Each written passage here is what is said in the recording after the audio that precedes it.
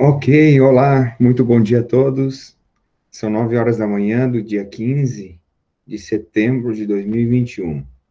Nós estamos aqui agora reunidos para a nossa aula online da disciplina GB 1659, que chama-se Planejamento e Administração Rural, do curso de Engenharia Agronômica do Instituto Federal Catarinense, no campus Santa Rosa do Sul. Então, sejam muito bem-vindos, muito bem-vindas. Eu vou pedir para vocês que se manifestem no chat, ali por escrito, com o nome de vocês, para que fique registrada a presença e a participação. Ok, pessoal? Então, dando sequência, né, a esse sistema de alternância, nós temos previstos hoje esse encontro online, e no mês ainda de setembro, ainda no dia 29, né? Porque semana que vem, dia 22, será uma aula presencial para quem quiser lá no campus. Dia 29 ainda vai funcionar nos moldes do dia de hoje. E depois teremos online apenas os sábados letivos, que serão usados para trabalhos e avaliações, provas. Ok, pessoal? Então, o nosso tema de hoje, eu já tinha combinado com vocês, vai ser bem específico, a gente vai tratar do ITR, do Imposto Territorial Rural.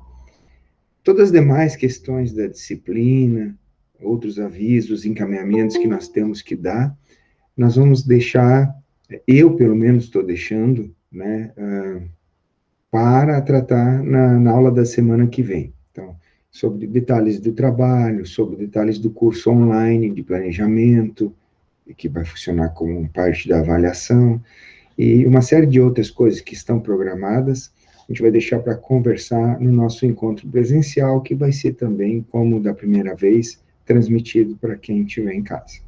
Tá? E hoje nós vamos procurar dar uma ênfase e sair daqui aprendendo sobre o ITR, sobre o Imposto Territorial Rural. Tá? Para o nosso encontro, para a nossa aula ficar mais dinâmica, menos chata, é muito importante a intervenção e a participação de vocês, tá legal, pessoal? Como eu disse, eu tenho uma certa experiência com ITR, acredito que eu tenho condições de contribuir com vocês, com conhecimento, de preparar vocês para tomarem conta, para administrarem a questão deste imposto, mas seria muito interessante, para dar dinamismo à nossa conversa, as perguntas e participações de vocês. Mesmo que vocês, assim, não tenham, vamos dizer assim, mesmo quem acha que não tem nenhum conhecimento, que não saiba nada sobre o ITR, certo? Nós vamos crescer e aprender juntos aqui.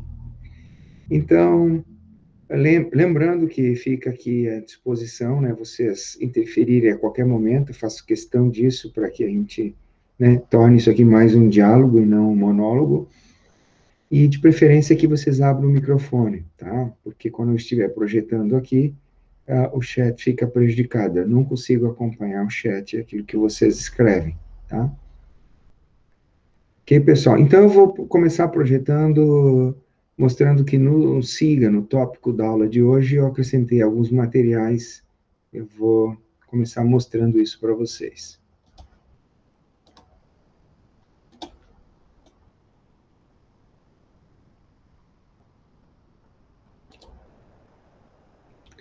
Então, está aparecendo aí para vocês a tela do SIGA, tá? E no tópico da aula de hoje, do dia 15, eu acrescentei 4 documentos, para não ser exagerado, tá? Eu diria os dois aqui em PowerPoint, que seriam os drivers, né?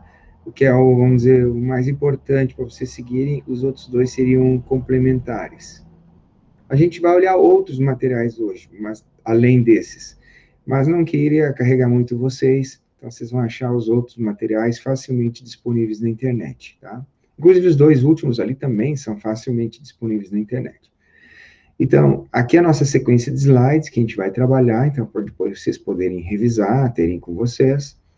Depois, uma série de questões, não muitas, né, porque não é um tema muito cobrado em concursos, tá? mas seguindo aquela filosofia que eu já apresentei para vocês na semana passada, quando apresentamos a disciplina, como que vou cobrar as questões do ITR para vocês nas nossas avaliações? Peguei questões de concursos onde o tema de uma questão foi o imposto territorial rural. Eu fiz um agrupamento ali de algumas questões, algumas nem valem mais, porque elas estavam baseadas em uma decisão do STJ e ela foi revogada ali, se eu não me engano, em 2019, que era que podia cobrar ITR em áreas urbanas, desde que o terreno urbano fosse usado para atividade rural, certo? E assim até 2019 era entendido. Aí aquele terreno não pagava IPTU, pagava ITR. Mas essa decisão caiu em 2019. Aí vocês vão ver, tem algumas questões lá que eu risquei elas por completo, porque elas valiam naquele momento em que foi feita aquela prova, e hoje já aquele entendimento não existe mais, ele é diferente. Hoje, uma terra urbana, um terreno urbano, ele paga IPTU, certo? Não importa se eu uso para uma criação, se eu uso para um cultivo de tomates protegidos, se eu uso para canteiros de morango, se eu faço uma horta hidropônica, não importa, né? Se é atividade rural, qualquer que seja, se o terreno está em área urbana, ele deve pagar IPTU e não mais ITR, certo? Mas isso mudou recentemente. Então, tem as questões ali, e depois eu trago a lei, uma das legislações que trata do ITR, não é a única, vou mostrar para vocês, e a instrução normativa da Receita sobre o ITR, porque todo ano a Receita emite uma instrução normativa, que seria como que um detalhamento, né? Aquilo que não está na legislação está esmiuçado, explicado mais detalhadamente em instruções normativas que a Receita publica todo ano ali, geralmente um pouquinho antes de liberar o programa de declaração do imposto, certo? Que são ali detalhamentos que vão ajudar a responder algumas questões que que deixem dúvidas a partir da legislação. Então, eles procuram dirimir essas dúvidas com essa instrução normativa. Não que ela vai ser completa e vá conseguir realmente esclarecer todas as questões que podem surgir aí na declaração do imposto, mas ela é muito mais detalhista do que as próprias legislações. Tá? Então, todo ano eles emitem uma atualização. Ela muda muito pouco de um ano para o outro, mas todo ano eles fazem questão de emitir uma atualização, então eu coloquei ali também. Tá? Então, esses são os materiais que estão ali. Eu diria, quem quer se preparar só para as avaliações do que vai ser cobrado? Só os 2 primeiros, tá? Os outros são complementares. Ok, pessoal? Podemos seguir, então? Já sabemos aí o que tem, então vamos dar uma olhadinha na sequência de slides que eu preparei para vocês. E como eu disse, fiquem à vontade para interromper. Nesse momento, então, a gente vai começar a estudar o Imposto Territorial Rural, certo? Que é dos impostos relacionados à atividade rural, talvez o mais importante, pelo menos assim na abrangência, na fama que ele tem. Né? Para a maioria dos produtores, não é um imposto importante porque ele não vai retirar muito recurso dos produtores. Para vocês terem uma ideia, já vou adiantando para vocês, acho que isso não está em nenhum slide mais adiante, mas o ticket médio, ou seja, o valor médio deste imposto no Brasil é de R$ 40 por propriedade. Quando eu falo isso, você já começa a ter uma ideia da dimensão do problema, porque tem muitas propriedades rurais no Brasil. O imposto ele é cheio de detalhes, né? Ele é rico em detalhes, então é um imposto que é bastante complexo, ele é difícil, principalmente de fiscalizar. E se o ticket médio é de R$ 40, significa que é um imposto que, comparado com outras formas de arrecadação do governo, ele é um imposto de pouca importância. Então, ele é muito complexo e dá pouco retorno para o governo. Então, é tipo aquele carro lá, aquele Jeep lá que o professor tem, um imposto renegado, um imposto renegade, certo? Vamos adiante, deixando as piadas infames. Então, o nome jurídico, Imposto sobre Propriedade Territorial Rural, e vocês vão encontrar na legislação esse imposto em diversos pontos da nossa legislação. Você não tem uma lei única que onde está lá, ele seja, né, ultimato, que seja completo. Ela está espalhada, esse imposto está espalhado na legislação. Como é praxe aqui do Brasil? As coisas que poderiam ser simples são mais complicadas. Então, ele está, por exemplo, no Código Tributário Nacional, principalmente no artigo 29.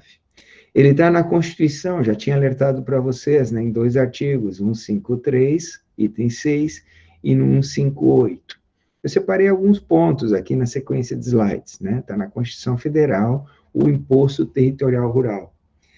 Tem o decreto de 2002, que trouxe algumas novidades aí, depois tem a lei 93/93, tem as instruções normativas da Receita, que não tem poder de lei, mas não podem também ser deixadas de lado, não podem ser contrariadas, e talvez tenha uma emenda constitucional também, mas como é uma emenda, ela faz parte da Constituição, a emenda constitucional também de 2002, certo? Mas eu não citei aí a emenda porque ela está, uma vez que a Constituição foi emendada, ela faz parte da própria Constituição. Então já começa por aí, é uma salada de legislação, quando poderia estar mais simples num único aspecto legislativo, e de preferência que não estivesse na Constituição, mas tá, a gente já falou sobre isso. Quando os constituintes se reuniram, eles acabaram colocando tudo que é tipo de assunto na Constituição, o que tornou a nossa vida mais difícil, porque quando a gente quer alterar a Constituição é muito difícil, fora que existem as cláusulas pétreas que não podem ser alteradas. Essas aí não são pétreas, podem ser alteradas, mas precisam de 4 votações no Congresso, com 3/5 de aprovação, tanto na parte dos deputados, como depois dos senadores. Então, é uma coisa bastante difícil de alterar, e às vezes seria um aspecto simples do nosso dia a dia, da nossa vida, que não precisasse tanto esforço, tanta energia gasta para se fazer alterações. Bom, o ITR é um imposto cujo sujeito ativo é a União, tá? Então, o artigo 153 é uma competência da União, a instituição do ITR, ou seja, um imposto federal, tá? Mas ele não é apenas federal, a gente vai ver agora nos slides a seguir, né? Porque o ITR está previsto, inclusive, na Constituição também, está no artigo 158, metade do ITR vai para os municípios. Entendido? Então, já começa por aí. É competência da União, mas mesmo que a Receita Federal, que a União faça todo o processo de cobrança e de fiscalização do imposto, 50% do arrecadado vai para o município onde a propriedade, onde a fazenda está situada, certo? Então, ele é de competência de cobrança e fiscalização da União, mas o destino da arrecadação já é colocado pela própria Constituição como 50% para os municípios, a gente vai ver em seguida. E não é só isso, existem possibilidades de mudança.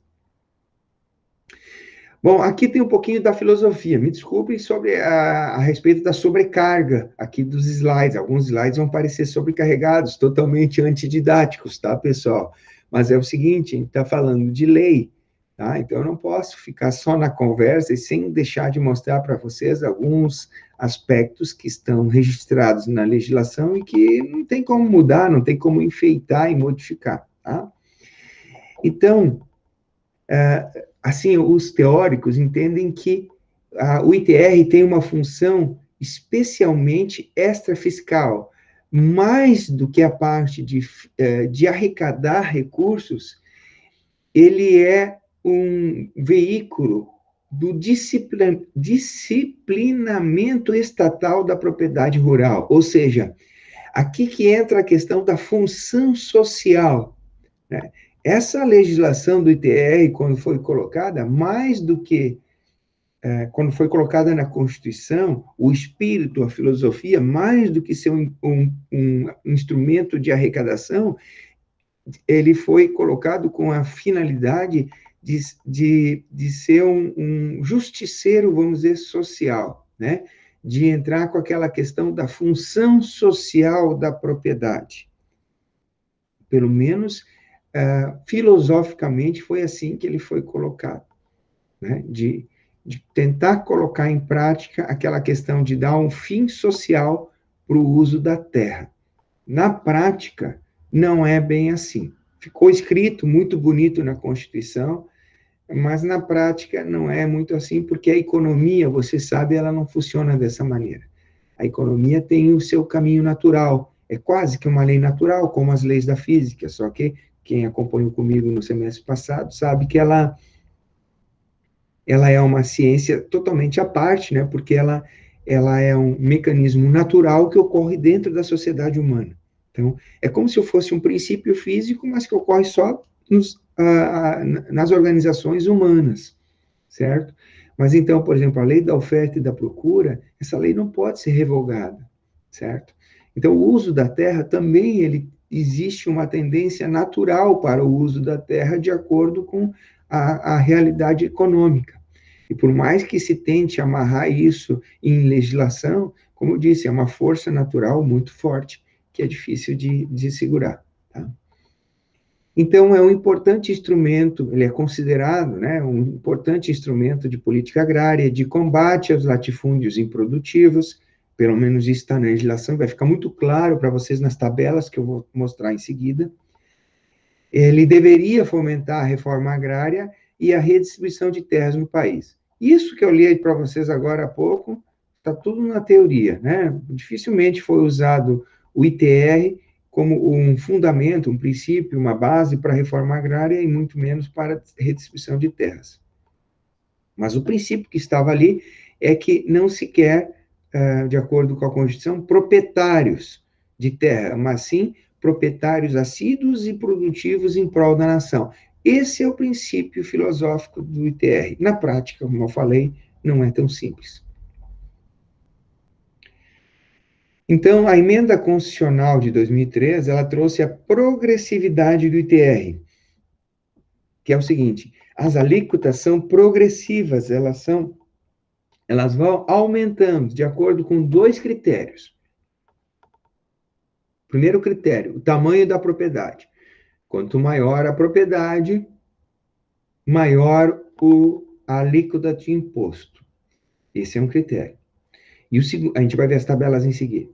E o segundo critério é o uso da área útil da propriedade, ou seja, o uso produtivo, com atividades extrativas, com atividades silvestres, silvícolas, com atividades de criação pecuária e com atividades de agricultura, certo?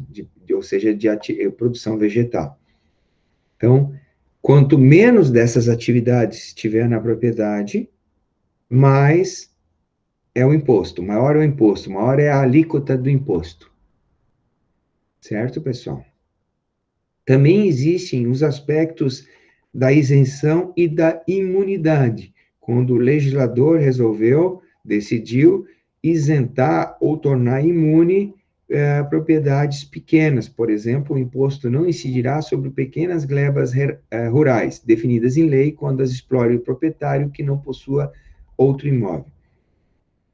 Ou seja, quando for uma pequena gleba rural, a gente vai ver pela definição da legislação o que é pequena gleba rural, tá? Depende da região do país em que a propriedade se encontra, tá?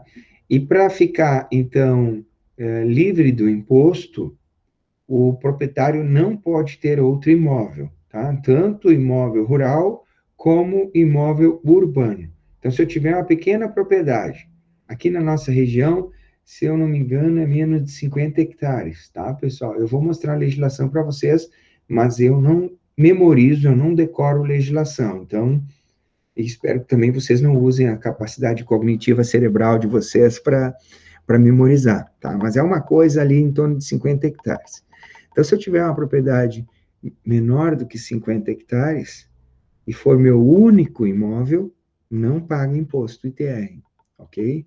Agora, se eu tiver um terreno na cidade, mesmo que não tenha nem casa nem nada, mas esse terreno está escriturado no meu nome, então eu posso ter uma propriedade rural pequena e sobre ela incide o ITR, tá? Então, só não vai incidir o ITR se tu tiver uma pequena propriedade e não tiver nenhum outro imóvel, tá? Então, tem um aspecto social interessante aí na legislação.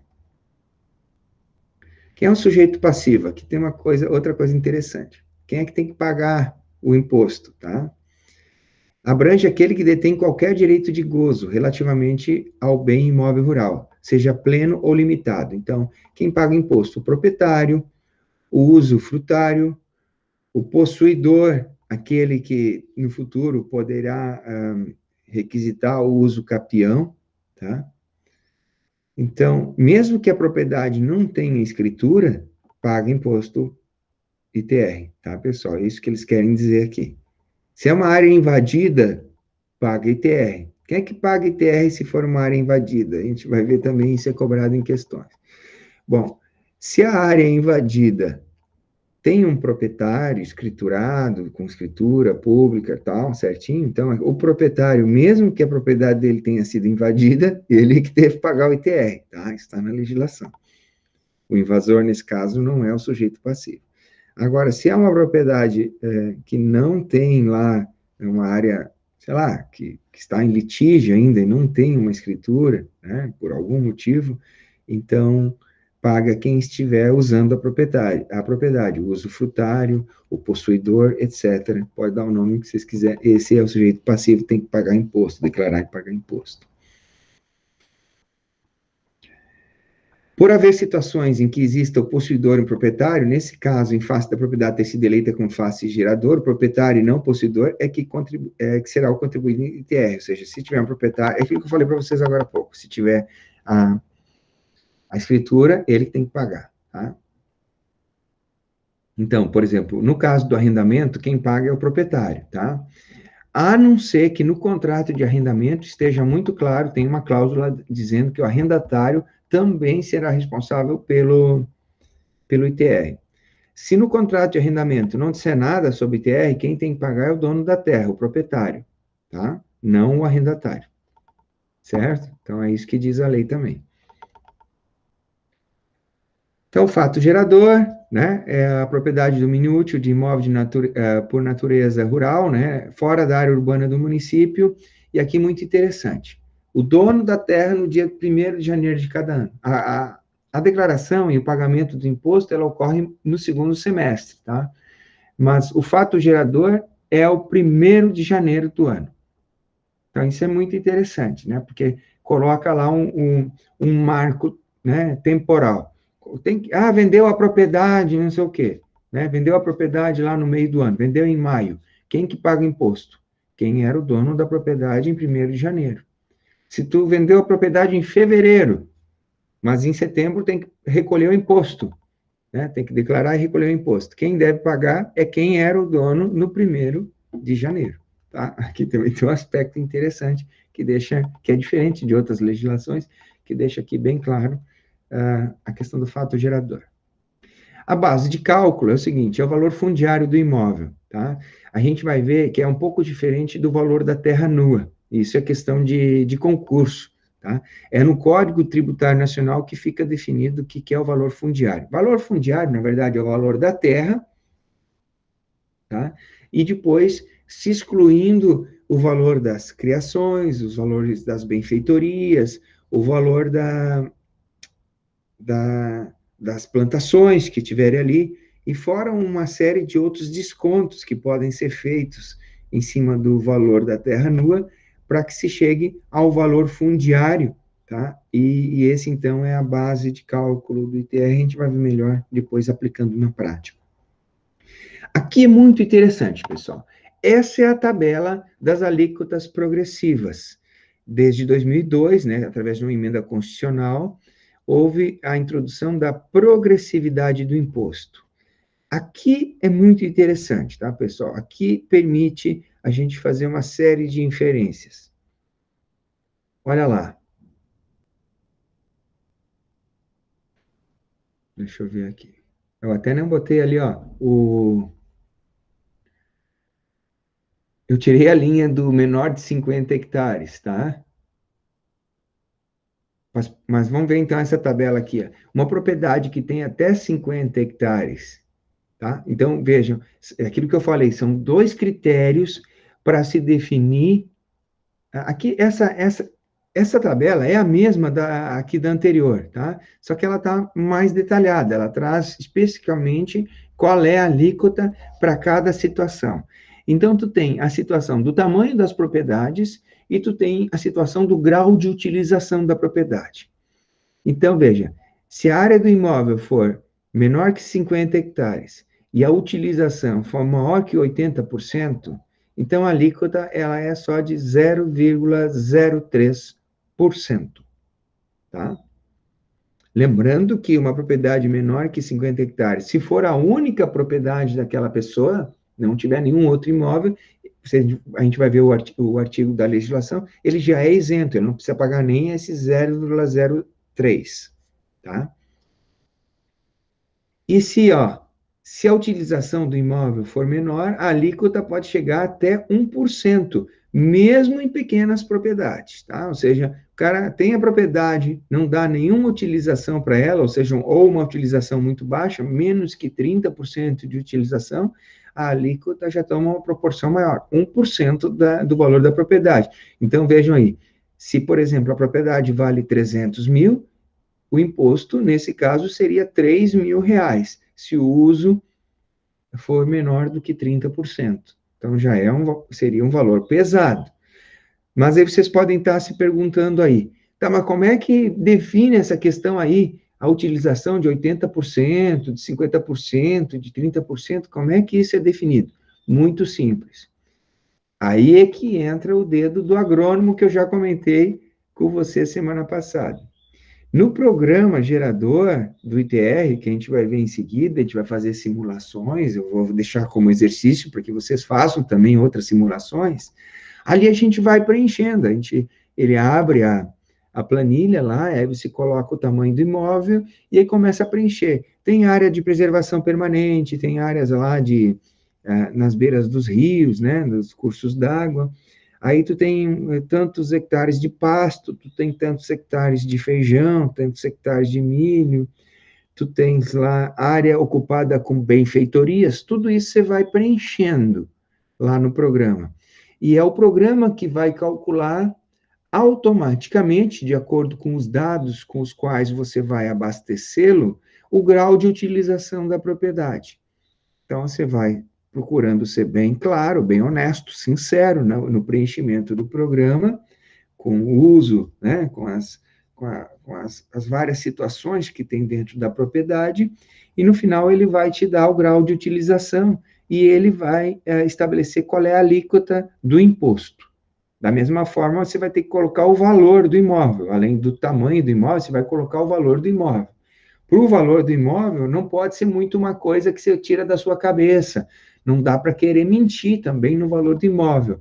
Até porque, para a maioria dos lugares do Brasil, já existem tabelas que os municípios ou os estados emitem, publicam, a gente vai ver o exemplo de algumas, que determinam, que estabelecem lá qual é o valor médio de 1 hectare em cada região de cada município. Então, você, quando declarar o valor do imóvel, não vai poder fugir muito disso, né? Se eu tiver uma propriedade rural aqui em Sombrio e tiver na tabela lá que o valor de 1 hectare aqui, vamos dizer que seja R$ 40.000, e eu colocar um valor muito diferente, para menos, na minha declaração, eu posso ter a minha declaração retida e posso ser chamado para dar explicações para a Receita e ter que justificar o valor que eu declarei. E se minhas explicações e justificativas não forem aceitas, a Receita Federal vai retificar de ofício a minha declaração, colocando o valor que eles acham que minha propriedade tem, e aí eu vou ter que pagar um valor de imposto maior do que constava na minha declaração, além do que eu vou ter que pagar multa e talvez outras sanções, se ali ficar, por exemplo, evidente que eu usei de má fé tentando burlar o imposto, certo? Então, eu posso ser processado, inclusive criminalmente, se ficar lá evidenciado junto à Receita Federal que eu tentei burlar o imposto, tá, pessoal? Então, é uma coisa que tem que ter um certo cuidado, tá? Não é difícil, mas também não pode querer ficar inventando muito rolo no ITR. Voltando a olhar ali a tabela, olha que interessante aqui que na tabela a gente consegue ver um pouco desta intenção dos nossos legisladores de colocar a função social da terra.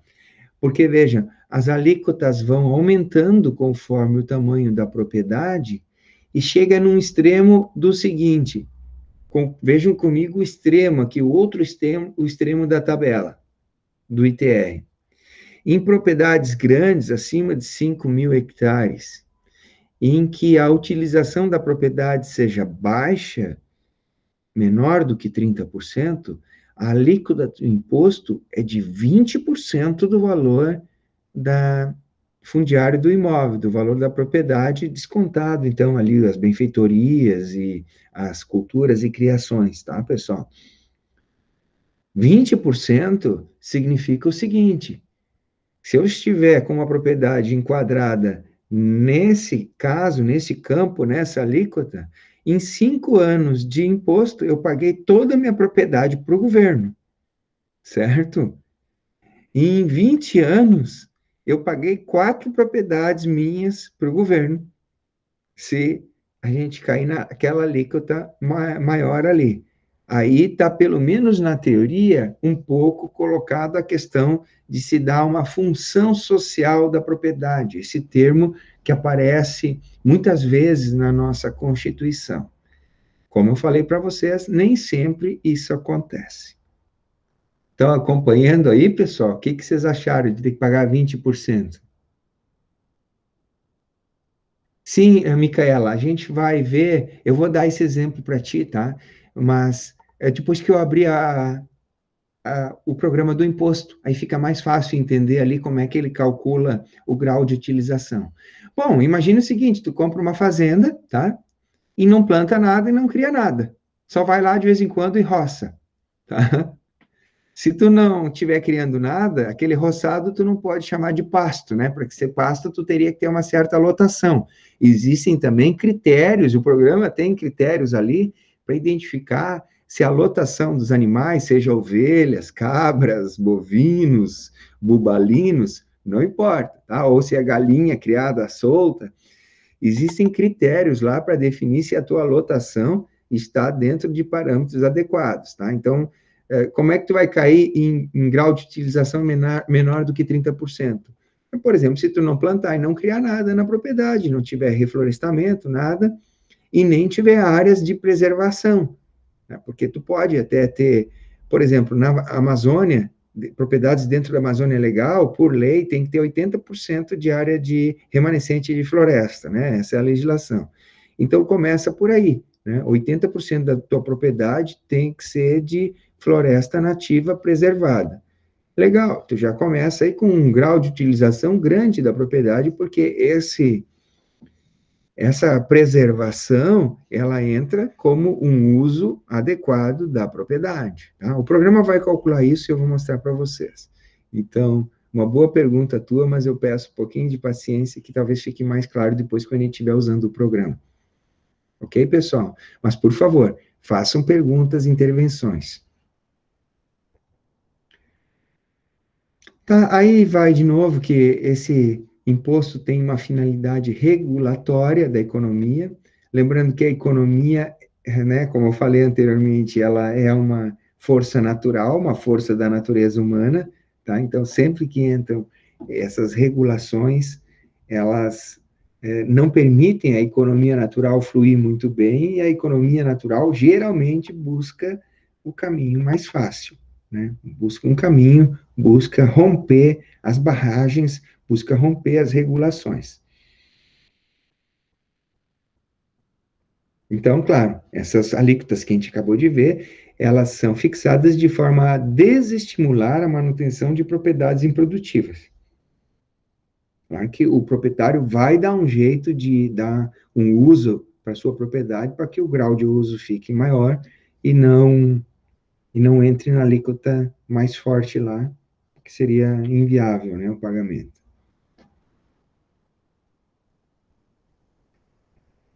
Bom, existe a imunidade e a isenção, tá? Então, a imunidade é quando o imóvel é declarado de interesse social para fins de reforma agrária, enquanto não transferido à propriedade, tá? Vamos adiante, que aqui está um pouquinho carregado, imunidade e a função social, tá? Então, o proprietário que não possua outro imóvel, a gente já falou, poderá gozar da imunidade de pequenas glebas rurais.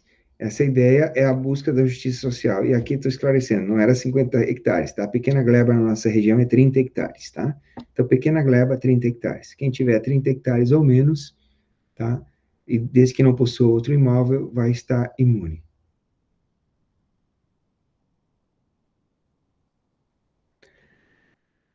Aqui tem um aspecto interessante que eu falei para vocês, tá? O artigo 158 da Constituição coloca que 50% do ITR deve ir para os municípios onde o imóvel está situado, tá? Porém, existe a possibilidade dos municípios fazerem convênio com a Receita Federal. Isso é muito comum, tá? Os municípios podem fazer o convênio com a Receita e, nesse caso, o município é que deve fazer a fiscalização e a cobrança do tributo. Tá? E aí o tributo, o ITR, ele fica só com o nome de federal, mas ele é fiscalizado e cobrado pelos municípios, e aí 100% da, da arrecadação fica com o município. Tá? Então, o município que fizer convênio com a Receita Federal, ele fica com 100% do imposto. Vamos dar uma olhadinha fora dos slides, ver se a gente encontra alguma coisa nesse sentido aqui. Eu estou para o Google agora, ó. Eu vou procurar municípios, convênio, ITR. Vamos ver se a gente acha. Ó, consulta os municípios optantes pelo convênio ITR. Só que ontem, quando eu tentei consultar essa lista, estava dando o link quebrado. Vamos ver, provavelmente aqui vai continuar quebrado. Não, olha só, não. Olha só, arrumaram. Ó, me queimei agora a língua. Tá? Então, aqui, ó, eu posso achar os municípios que têm convênio com a Receita e saber. Aqui é uma coisa importante para quem. Ó, vamos consultar Santa Catarina, tá? Aqui é muito interessante, pessoal. Isso aqui, o agrônomo que vai fazer a declaração do imposto de renda, saber se o município onde ele está declarando, do imposto de renda nada, do imposto territorial rural, por favor, aqui, gente, eu já estou bloqueando aqui, tá? Falando muito tempo aqui, não vendo o rosto de vocês, estou batendo as bielas. Então, preste atenção. É interessante para quem está declarando, e eu sempre disse para vocês, eu disse pelo menos desde a semana passada, que o agrônomo é o melhor profissional para conduzir o processo de declaração do ITR, ok? Ele vai ser um profissional com mais condições do que um advogado, do que um contador, de fazer adequadamente essa declaração. Mas aqui um alerta para vocês. Quando o município é conveniado, geralmente o secretário da Agricultura, os outros órgãos assessores ali, inclusive os que não são do município, mas ligados à agricultura, eles funcionam como uma base de dados para uma melhor fiscalização do imposto. Então, resumindo, falando em outras palavras, quando um município é conveniado, é bem mais difícil tentar burlar o ITR, colocando informações lá que não sejam as reais da propriedade rural, porque quem vai fiscalizar são pessoas do próprio município, que conhecem a realidade do município. Certo, pessoal? Então fica um alerta aí. Vamos dar uma olhadinha, por exemplo, se Sombrio está ali, ó.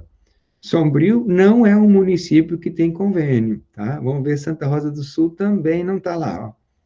Santa Rosa do Sul não está lá também. Vocês acharam aí algum município de onde vocês são que tem o convênio com a Receita Federal? Nessa minha passagem aqui expedita? Ó, tem alguém de Turva aí, ó? Turvo tem, desde 2018, uma denúncia vigente. Sei lá o que seria essa denúncia vigente. Tem o convênio vigente e tem denúncia vigente. Bom, não importa. Tá, gente? Aqui eu estou colocando que os municípios podem fazer convênio com a Receita. Quando o município faz convênio com a Receita, é o município que deve fiscalizar o imposto e, em troca disso, ele fica com 100% da arrecadação. Nada vai para a Receita, para o órgão federal, vai direto para o município. Entendido, pessoal? Então, é isso que dizia nesse slide aqui, tá? Então, aqui tem uma coisa importante, pessoal. A estimativa é que para esse ano, em 2021, a arrecadação do imposto seja em torno de 2 bilhões. 2 bilhões no ano, a arrecadação do imposto, tá? O que vocês acham disso? Perto da arrecadação total, ele é um valor muito baixo. Por isso que eu disse que era um imposto renegado. Vocês estão me acompanhando aqui? 2 bilhões para um trabalhão enorme que é, assim, gerenciar, fiscalizar e arrecadar todo o valor relativo ao ITR. Dá muito trabalho para pouco retorno. Por isso que eu tenho um artigo aqui, eu nem passei para vocês, aonde podia sumir esse imposto, verdade, na verdade podia sumir todos os impostos, né, Cristiano? Assim, ó, o 2 bilhões representa muito pouco na arrecadação federal. Eu vou colocar, vamos ver se a gente acha esse dado aí também, ó. Arrecadação federal anual. Olha aí, pessoal. Vocês estão vendo os valores, ó? Valor arrecadado em 2020. Valor arrecadado federal em 2020. Você sabe quanto é esse número? 3 trilhões, 631 bilhões, 448 milhões, 629 mil, certo? Então, o que é 2 bilhões perto de 3 trilhões? É 0,01% do imposto federal, da arrecadação federal. Certo? Então, há um imposto que dá para se dizer que dá muito trabalho e pouco retorno. Por isso, aquilo que eu falei no começo, um imposto que é deixado de lado. Não se dá muita importância para este imposto. Certo? Só que, se o produtor rural não fizer a declaração anual toda certinha, já começa o seguinte: um ano que não faça a declaração, o seu nome fica com pendências na Receita e você não consegue mais a certidão de débitos federais. E é uma certidão que você precisa para praticamente tudo. Tá? Essa certidão federal, por exemplo, você precisa para pegar empréstimo, para pegar financiamento, né, crédito rural. Você precisa, se tu comprar uma casa na cidade, se não tiver a certidão da Receita, a tua escritura ou não sai, ou sai com ressalvas, aí dependendo do cartório, tá, pessoal? Se tu for vender um imóvel, é mais difícil do que comprar, porque comprar, eles até te deixam comprar, se tu tiver ali com pendências na Receita Federal e não tiver a certidão negativa de débitos federais. Para comprar, como eu disse, tu até consegue, mas na hora de vender tu não consegue mais. Então, se tiver qualquer propriedade, seja urbana ou rural, se tu não tiver a certidão negativa de débitos federais, que engloba tudo, por exemplo, engloba imposto de renda, engloba todas as arrecadações, todos os impostos e taxas federais, mas também engloba o ITR, tá? Então, se por qualquer motivo tu deixou o ITR de lado, esse imposto não tem importância, o professor falou que é um imposto renegado, seria R$20, mas eu não vou nem declarar e nem vou pagar. Só que aí você vai ficar negativo na Receita e não consegue mais essa certidão, e sem essa certidão, tua vida começa a complicar bastante, certo? Então, mesmo que seja um imposto que no final resulte em pequenas proporções, em um valor pequeno de pagamento, tem que fazer, porque se não fizer, você não vai estar regular perante a Receita Federal, perante os órgãos federais, e tua vida vai complicar um monte, certo? Tu praticamente não tem mais vida administrativa regular se tu não tiver as certidões negativa de débito federal, estadual e municipal, tá? Tem que ter todas as certidões negativas de débito. Professor, eu tenho uma pergunta. Opa, Guilherme, claro, por favor. O professor disse anteriormente que 50% do valor vai para os municípios, então daqueles 2 bi, basicamente 1 bi fica entre os municípios, é isso? Por regra, sim, é o que está na Tá. Constituição, exatamente. E, professor, não seria mais fácil cada município ser responsável por fazer o ITR, por exemplo, igual é feito com os boletins de cadastro imobiliário, com recadastramento, algo nesse sentido? Sim, seria mais fácil. Para o governo federal, é uma mão na roda. Para os municípios, isso ainda está sendo estudado, porque tu pensa assim, ó, por que todos os municípios não firmam convênio? Pois é. Porque dá muito trabalho e pouco retorno. Por exemplo, um município aqui que nem Sombrio ou Santa Rosa, a maioria são pequenas propriedades, tá? A maioria está isenta do imposto. Então, dá um monte de trabalho para uma pequena Verdade. arrecadação. Faz sentido. Dá um monte de trabalho para uma pequena arrecadação. Dá muita fiscalização e pouco retorno, tá? Assim, já que tu tem interesse, eu vou compartilhar com vocês depois, eu vou acrescentar lá no SIGA, esse artigo que faz um questionamento, que se essa possibilidade do convênio com os municípios não é um tal de presente de grego, sabe? Vocês conhecem, existe um dito popular que a gente chama de presente de grego, quando, na verdade, é um presente que traz mais peso, vamos dizer, uma carga maior do que o próprio benefício do que ele te dá, né? Então, isso ainda está em discussão. Né? Eu entendo que muitos municípios ali não fazem o convênio porque não vale a pena fiscalizar, dá muito trabalho para pouco retorno. Basicamente, eu entendo que seja isso. Apesar de que tu não vai encontrar isso escrito em muitos lugares, tu vai encontrar alguns sinais. Tu quer ver um sinal que eu tinha preparado para vocês, mas eu vou aproveitar a tua pergunta? Por exemplo, eu fiz já duas declarações de ITR esse ano, tá? Aí tu tem que baixar o programa, todo ano tu tem que baixar o programa. Eu vou no site da Receita, tá aqui o site da Receita, tá, Guilherme? E demais, acompanhe aqui. Aí eu penso assim, como o mês de setembro, eu tenho algum lugar aqui nos meus slides está dizendo que o mês de setembro é o mês que a gente deve declarar o imposto territorial rural. Então, chegou setembro, eu pensei que ia aparecer aqui um selinho, um banner, alguma coisa que chamasse. Eu passo todos os banners aqui da Receita, nenhum fala em ITR. Esse aqui fala, na verdade, ó, que só fala que as dívidas do ITR podem ser parceladas no programa, na página eletrônica de atendimento ao contribuinte, o ECAC, né, que é a página eletrônica, mas ela só fala das dívidas do ITR. Aí eu penso, onde é que eu baixo o programa? Eu procuro toda a página da Receita e eu não acho nenhum link fácil para o ITR. Aí eu procuro, então, aqui no procurador, boto aqui ITR. Ele até me acha uma página, ó, pagar ITR, declarar ITR, eu boto aqui.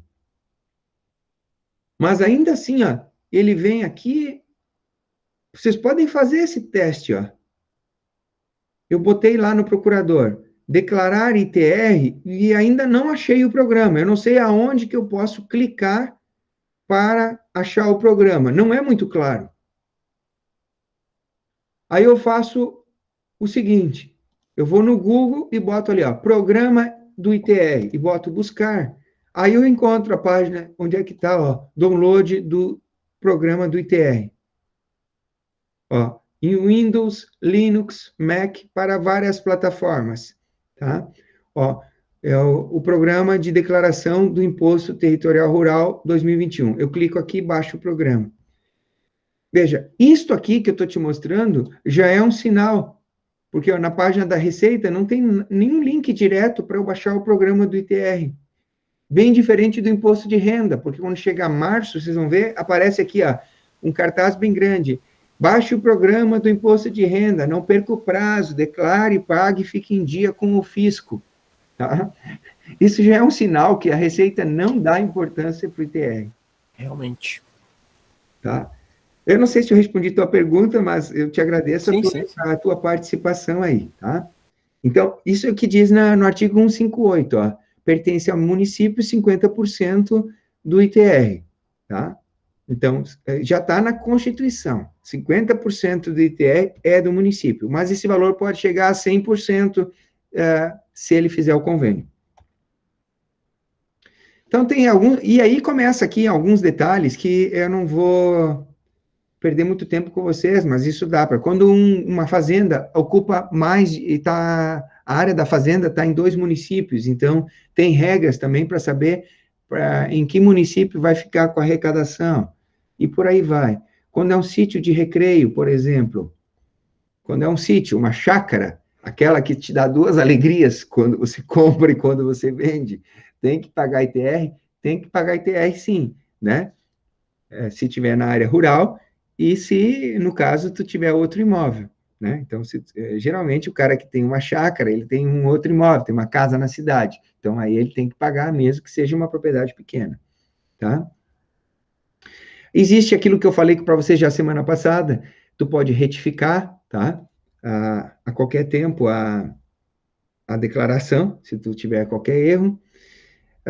Vamos dar uma olhadinha agora na parte da legislação, os convênios a gente já falou. Vou mostrar uma partezinha da legislação, é o seguinte, ó, se tu entregar fora do prazo, aqui tem um outro aspecto interessante da lei, os nossos legisladores, me perdoe a palavra, mas eu acho que são burros, né, gente, olha só, eles colocaram aqui, ó, que se você entregar fora do prazo, a gente tem uma multa de R$50. Gente, mas isso está na lei. Tá? Olha aqui, ó, lei de 96.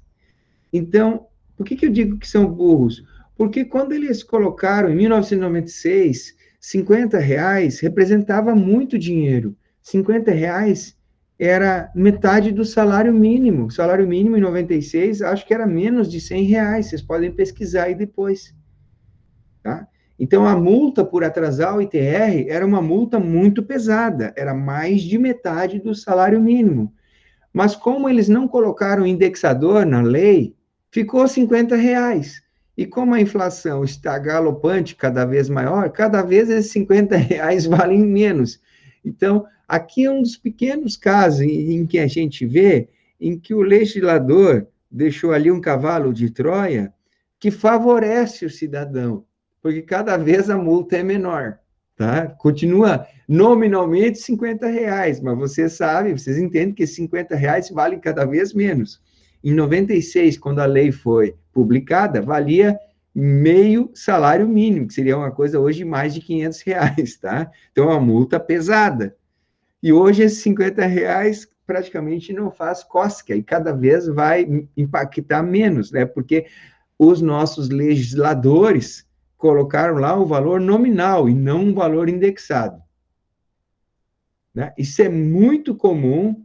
De outro lado, aí contra o cidadão, você sabe que está em discussão, no imposto de renda também ficaram os valores nominais. Aí já é negativo para o cidadão, porque cada vez que o salário mínimo aumenta, cada vez que os salários aumentam em função da inflação, mais pessoas entram na faixa de pagamento do imposto de renda, e deixaram uma armadilha para os cidadãos.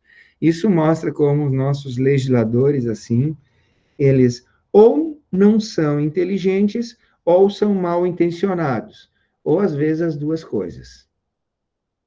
Ok, pessoal? O que vocês acham da multa estar lá em R$50 numa lei de 1996?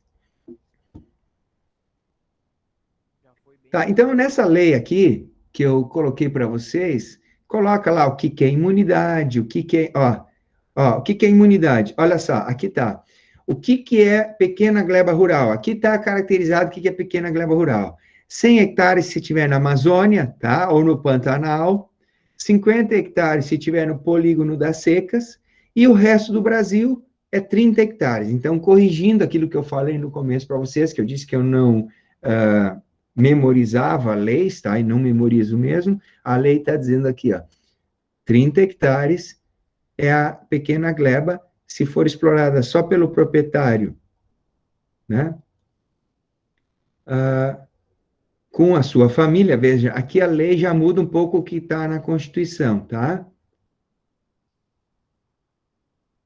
Pequenas glebas rurais, quando explore o proprietário só ou com a sua família, que não possua outro imóvel.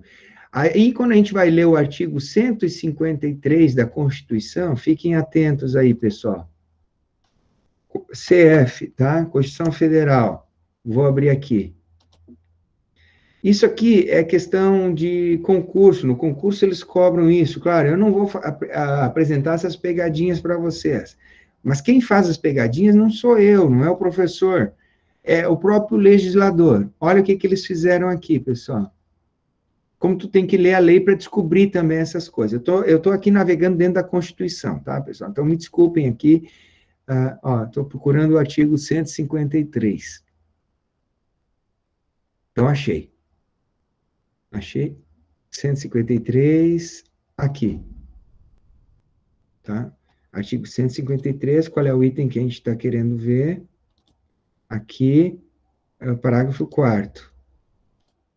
Presta atenção que tem uma coisa interessante para mostrar para vocês. Olha só, parágrafo 4º, inciso 2. Leiam comigo, ó. Não incidirá o imposto, né, sobre pequenas glebas rurais, definidas em lei, quando as explore o proprietário que não possua outro imóvel. Tá, pessoal? Vocês estão vendo? Isso está na Constituição. Olha lá. Quando as explore o proprietário que não possua outro imóvel. Aí eu vou na lei, ela diz o seguinte, ó. Quando as explore só com ou com a sua família, o proprietário que não possua outro imóvel. Então, alguém na lei aqui, que é de 96, acrescentou essa expressão, só ou com a sua família, que não estava na Constituição de 88.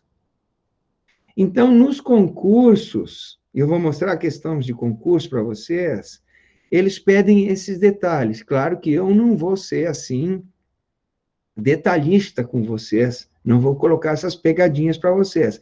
Mas no concurso está lá, a Constituição diz que é imune a propriedade quando as explore o proprietário só com a sua família. Errado, porque não está na Constituição.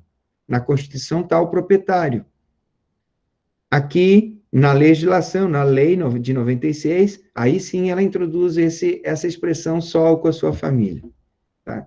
Isso também é os brindes que os nossos legisladores nos entregam. Quem lê a Constituição entende uma coisa, quem lê a legislação é outra. Né? Apesar delas não serem contraditórias. Tem leis aí no Brasil que chegam a ser contraditórias, eu poderia fazer um apanhado para vocês. Essas não são contraditórias, mas uma é mais detalhada que a outra. Estão vendo? Bom, e aí vai, né? O que o que são as coisas? Deixa eu dizer, antes da gente mostrar o programa para vocês, então, do imposto de renda, não, acho que é mais ou menos por aí. Eu vou passar o resto dos slides, ver se ficou alguma coisa, e a gente vai para o programa, então. Tá, então, dos entes conveniados, a gente já falou para vocês. O valor da terra nua, que seria a base de cálculo inicial, né? Lembrando que a base de cálculo é o valor fundiário que está no Código Tributário Nacional. Mas tu vai chegar no valor fundiário a partir da tabela de valor da terra nua. Então, a gente tem que procurar essas tabelas que são emitidas pelos órgãos públicos. Em alguns lugares tem, em outros não tem, tá, pessoal? Então, isso não é uma regra que tu vai encontrar. Por exemplo, eu encontrei em Minas Gerais que a Emater, que é o órgão estadual de assistência rural, de extensão rural, de assistência técnica e extensão rural, a Emater, em Minas Gerais, faz esse trabalho.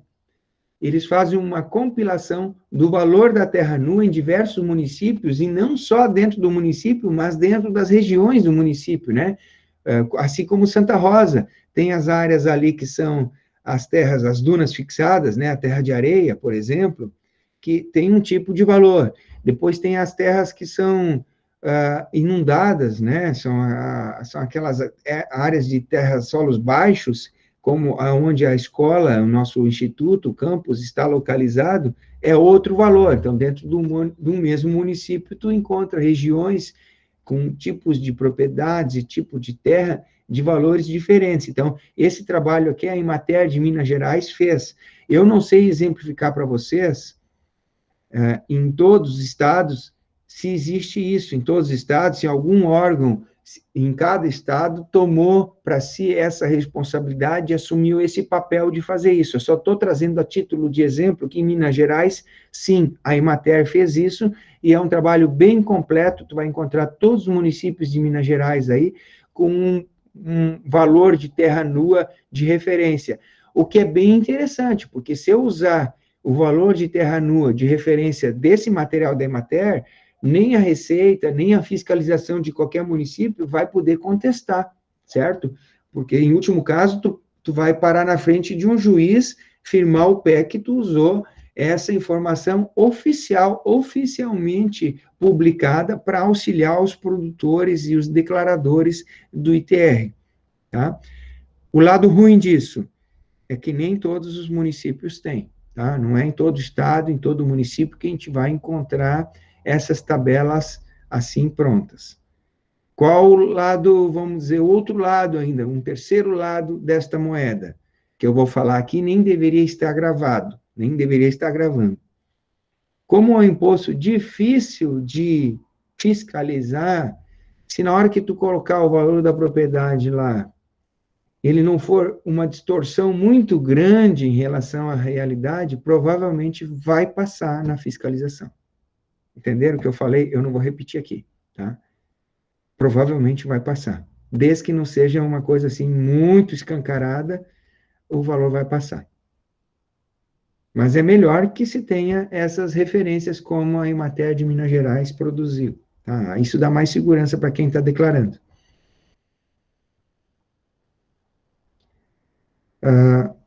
A Receita Federal também está tentando normatizar isso aí, ela está compilando esses dados, como a Emater de Minas Gerais fez, ela está procurando agregar e fazer tabelas de terra nua do Brasil inteiro, né, para que o agricultor, o produtor que vai declarar não possa escapar disso daí. Mas isso está em construção ainda, tá? Não está pronto.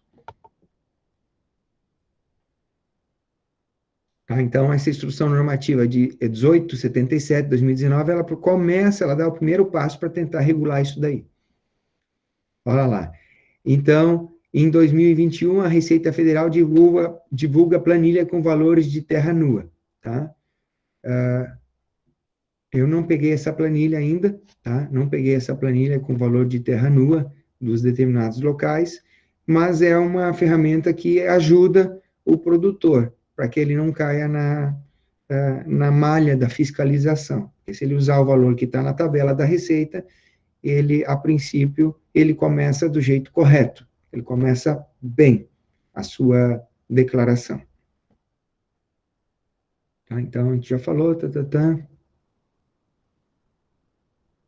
Basicamente, a sequência de slides que eu tinha para mostrar para vocês era essa. Agora, nós vamos para o imposto. Tá, pessoal? Então, como eu falei para vocês, o jeito mais fácil de achar o programa de arrecadação do imposto é colocando pelo procurador no Google, tá? Então, você vai baixar, se tu tiver Windows, Linux, conforme tiver, tu vai baixar o programa e instalar ele no seu computador. E então, vai aparecer um atalho na tua área de trabalho, tá? Aqui já está instalado, e aí você vai clicar no programa para abrir, ok? Então, ele vai abrir aqui, vem com uma tela de novidades do programa,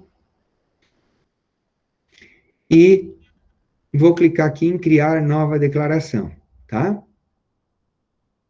Certo, pessoal? Vocês estão preparados para acompanhar? Agora é a parte prática da nossa conversa. Parte prática da nossa conversa.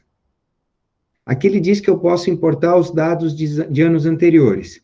Essa é uma funcionalidade muito boa, que eu uso muito mesmo. porque basicamente, como eu disse para vocês, eu faço declaração de ITR desde 2002. E depois que você fez a primeira, tu não precisa começar do zero nas declarações.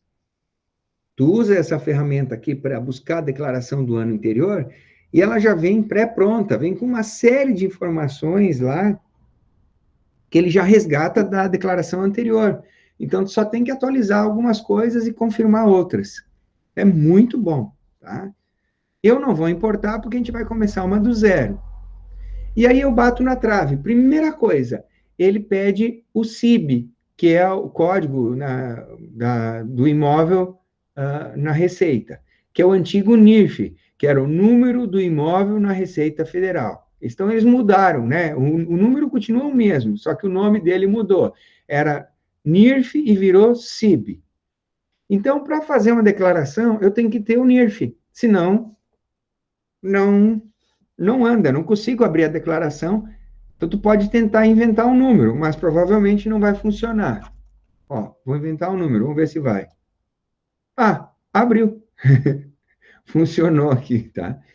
Eu inventei um número de NIRF. Eu até ia dar alguma dica para vocês, porque você, eu inventei aleatoriamente ali, ele abriu. Geralmente não é assim, tá?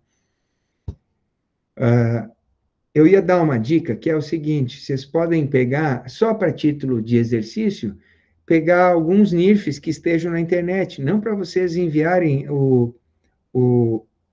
a declaração, mas só para vocês fazerem o exercício. Eu coloquei aqui, porque eu acho a Receita publica a lista de devedores, os municípios publicam lista de devedores de imposto, de acordo com o nome e com o NIRF. Então, eu escrevi aqui, ó, NIRF Imóvel Relatório Devedores, no Google, e eu acho mais para baixo, ó, um relatório de imóveis rurais, os maiores devedores, tá? Os maiores devedores.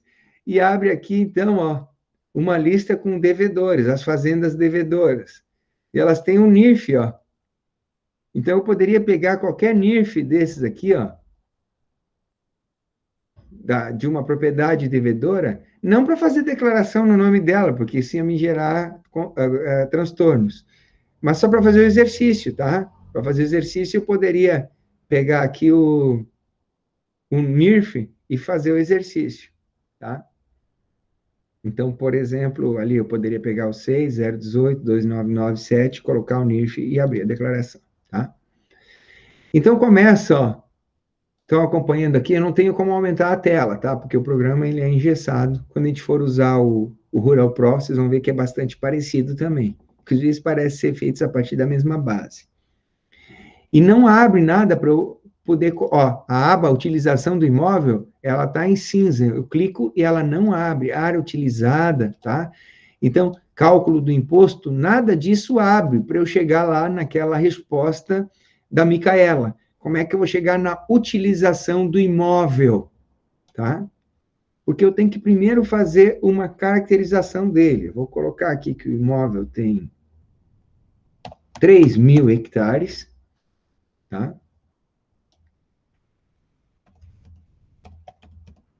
Então, tem que dar um nome, mas para abrir aquela aba, eu tenho que dar a localização da propriedade, tá? Então, mais do que tudo, eu tenho que colocar o CEP. Eu acredito que quando eu colocar o CEP lá, ele vai me abrir aquilo. Então, eu vou colocar o CEP aqui da minha cidade. Ainda não abriu, então não é só o CEP. Vou colocar o nome aqui do estado e o município. Colocando Sombrio. E voilá, abriu. Viram que ficou aqui agora? Abriu a possibilidade de eu começar a completar a declaração. Então, eu tenho que colocar a localização da propriedade, tá? O município, o estado e o CEP. Claro que outras informações são importantes, colocar o nome da estrada, o quilômetro, tal, o bairro onde fica, e etc. Tá? E aqui, então, na área de utilização do imóvel, não sei se vocês estão conseguindo ver aqui, porque a tela é pequena, tá?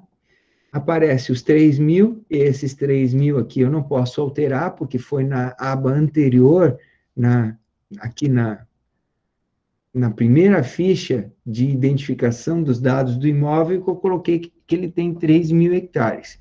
E a partir daí, quando eu vou para essa outra aba da utilização do imóvel, esses 3.000 eu não posso alterar mais. É aqui que eu começo a destrinchar agora como que esse imóvel é utilizado.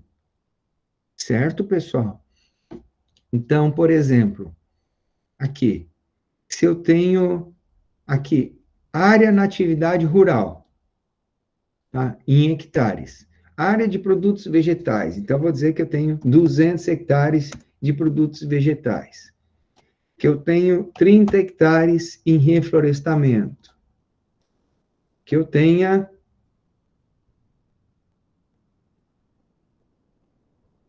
aqui algum açude, por exemplo, 2 hectares de açude.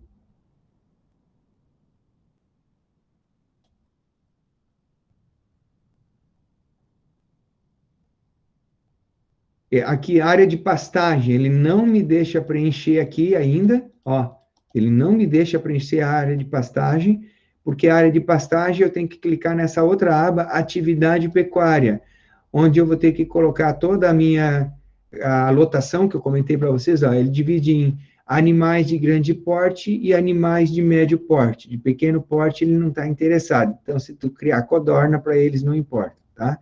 E aqui que eu vou colocar a pastagem, ó, pastagem nativa, colocar 50 hectares, pastagem plantada, 180 hectares, tá? Aqui de forrageira de corte, né, capim cameron para corte, eu vou colocar 20 hectares, e aí vai, ó. Ele vai me depois dizer que falta dizer a quantidade de cabeças, porque ele vai calcular o uso de acordo com a quantidade de cabeças. Volto para a utilização do imóvel, ele ainda não carregou o total de pastagem, porque eu não coloquei o projeto técnico que ele me pede aqui, muito legal isso. Aqui, pessoal, se tem área preservada, preste atenção, agora eu vou colocar que ele tem área de preservação permanente, vamos dizer que dos meus 3.000 hectares, 1.000 sejam de preservação permanente, 1.000 sejam de preservação permanente, tá? Aí ele me abre essa caixa de diálogo. Ele diz que o seguinte, para eu declarar área de preservação permanente, eu tenho que ter um documento do IBAMA, tá? Para declarar área de preservação permanente e outras áreas ali também de reserva legal, área de reserva particular do patrimônio natural, área de interesse ecológico, área de florestas nativas que não seja de preservação permanente, tudo isso deve estar bem detalhado dentro de um documento emitido pelo IBAMA. Esse documento chama-se Ato Declaratório Ambiental. E aí eu coloco que, ok, estou ciente disso. Beleza. Aí ele me deixa colocar que é 1.000 hectares de área de preservação permanente. Ok? Mas veja lá embaixo, ó, ele me exige o número de recibo do ADA. Ele quer o recibo do ato declaratório ambiental. Tu vai ter que colocar o número deste documento e vai ter que manter o documento em tuas mãos, em tua propriedade, sob os teus cuidados, para o caso de ser fiscalizado e ser cobrado a dar explicações. Está entendendo? Com esse número, o fiscal da Receita já consegue entrar lá no IBAMA e ver se o ato declaratório ambiental realmente existe, se ele é válido, se ele é correto. Tá? Portanto, aqui é onde entra aquilo que eu comentei com você semana passada. Para fazer um ITR completo, só um agrônomo. Porque aqui, ó, bateu na trave. Se um advogado ou se um contador estiver fazendo a declaração, ele não tem competência para fazer o ADA, o Ato Declaratório Ambiental. Vocês estão me acompanhando? Estão aí ainda? Estamos aí em 10 alunos, né? Beleza, 10 então. Os 10 que estão acompanhando. Vocês entenderam isso? Se for um advogado, se for um contador, ou qualquer outra pessoa que não tenha a formação técnica, ele não vai conseguir fazer declaração do ITR, porque ele precisa o ato declaratório ambiental. E quem faz isso? Um profissional da área ligada ao meio ambiente, como, por exemplo, um engenheiro ambiental, um engenheiro florestal ou um engenheiro agrônomo. Estão ligados? Então, o engenheiro agrônomo pode fazer o ADA, pode ser o responsável técnico junto ao IBAMA. Você faz um cadastro junto ao IBAMA, e aí você elenca ali, de acordo com a tua formação profissional, os tipos de atividades que você vai poder realizar, que são, vamos dizer, monitoradas ou fiscalizadas pelo IBAMA, e entre elas, a responsabilidade por um ato declaratório ambiental, ou seja, um agrônomo que inspeciona a propriedade, ele certifica, através do ADA, de que naquela propriedade tem realmente 1.000 hectares de área de preservação permanente. Claro que com todas as responsabilidades que esse ato carrega. Obviamente que esse é um trabalho técnico, e esse trabalho não é feito de graça. Certo, pessoal? Vocês estão entendendo? Então, essa é mais uma das atividades que o agrônomo pode realizar dentro do rol muito amplo que a nossa profissão confere. Inclusive, fazer ali embaixo aparece o CAR também, o Cadastro Ambiental Rural.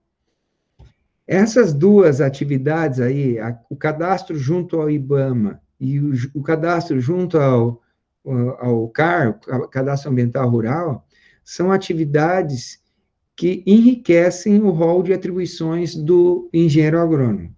Na quinta que vem, na quarta eu vou até passar para vocês o link, na quinta que vem a gente vai ter a defesa de estágio da Joyce Sala, que fez o estágio dela num escritório de assessoria técnica agronômica, que, entre outras atividades, faz isso daí. Faz, principalmente, trabalha com topografia, mas também faz o cadastro ambiental rural, e eu não sei se vai constar lá alguma coisa relativa ao ADA, certo?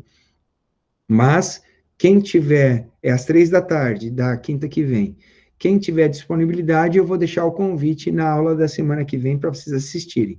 E o mais gratificante de tudo é que o escritório onde a Joyce fez o estágio é de um agrônomo também formado aqui com a gente, no Instituto Federal Catarinense, é do Antônio Lúcio Borba, em São João do Sul, não sei se vocês conhecem, tá?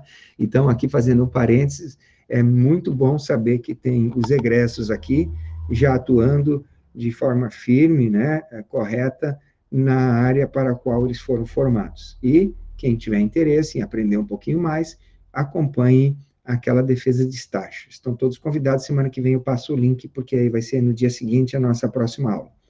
Ok, pessoal?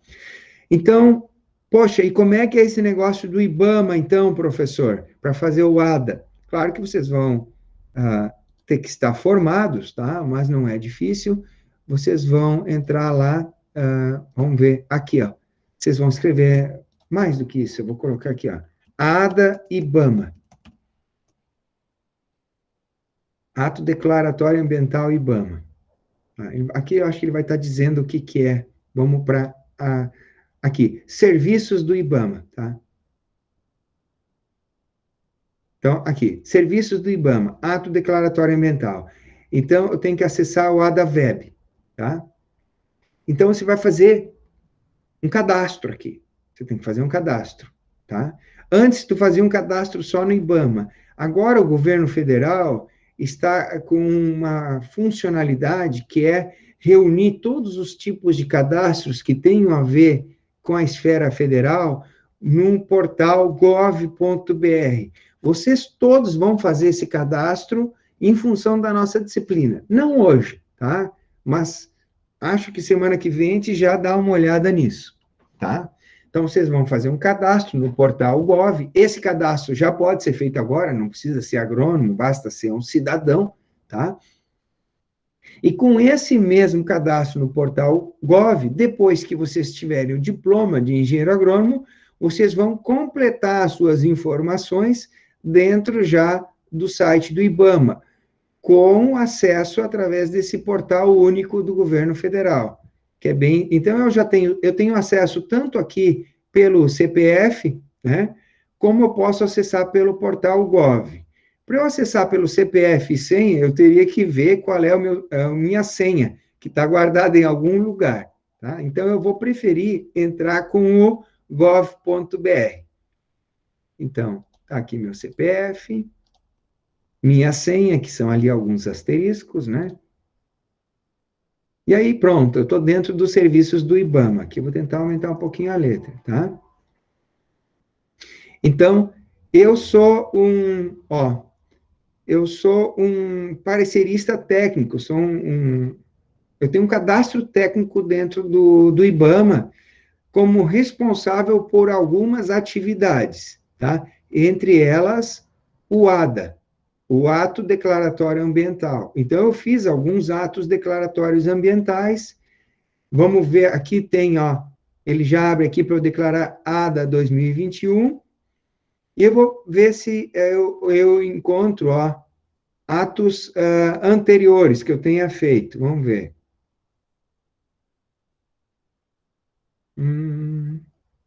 Onde é que eu acho meus ADAs anteriores?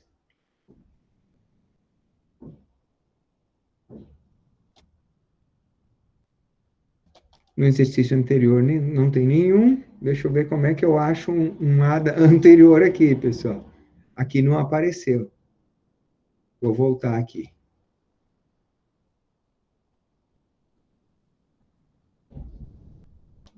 Faz um tempo já que eu não faço o ADA. O último ADA que eu fiz, acho que foi 2015.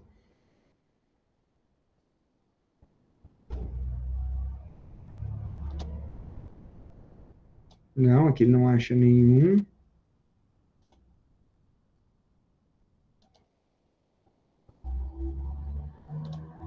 Ah, aqui, ó, 2015. Aí achou aqui, tá? Então, aqui faz um tempo que eu não entro aqui, por isso me desculpem, né, por estar batendo cabeça. Então, tem 2 ADAs que eu fiz em 2015, tá? Então, aqui a gente acha o ADA, e aqui está ele. O ADA que eu fiz em 2015, tá? Da propriedade, aqui era uma propriedade com 814 hectares, onde 180 eram área de preservação permanente. Aí você detalha os outros usos aqui da propriedade, depois você faz tudo aqui. Aqui, mais ou menos, a nomenclatura é a mesma que se encontra no ITR, tá? E depois que você preenche tudo certinho e envia, você recebe um recibo, ó. A data do envio foi 7 de abril de 2015. Aqui, muito interessante, ó, o ADA, tu tem que fazer antes do ITR, tá? O período de fazer o ADA é antes do ITR. São coisas que tem na legislação brasileira, pegadinhas que tem, a gente tem que ir aprendendo. Mas o que importa é o seguinte, então, tu tem um número de ADA, tá, do recibo, depois de fazer o ato declaratório ambiental, e esse você vai transferir lá para a tua declaração, certo? E a partir daí, então, ó, tua declaração começa a ganhar forma, né? Não apareceu a área de pastagem ainda, porque eu tenho que colocar ali umas cabeças, tá?